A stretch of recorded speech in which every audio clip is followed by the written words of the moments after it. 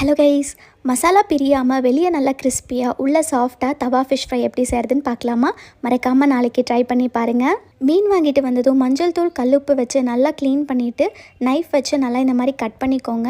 Masala ready பண்ணுறதுக்காக 1 table spoon இஞ்சி பூண்டு விழுது, 1.5 டேபிள் ஸ்பூன் மிளகாய்த்தூள், 1 டீஸ்பூன் மல்லித்தூள், கொஞ்சமாக கரம் மசாலா, கொஞ்சமாக மஞ்சள் தூள், சீரகத்தூள், பெப்பர், அப்புறம் ஒரு எலுமிச்சை பழத்தோட ஜூஸ், 2 டீஸ்பூன் எண்ணெய் சேர்த்து மிக்ஸ் பண்ணிவிட்டு 1 டேபிள் ஸ்பூன் கார்ன்ஃப்ளவர், கொஞ்சமாக உப்பு ஆட் பண்ணி லைட்டாக தண்ணி தெளித்து மசாலா ரெடி பண்ணிக்கோங்க.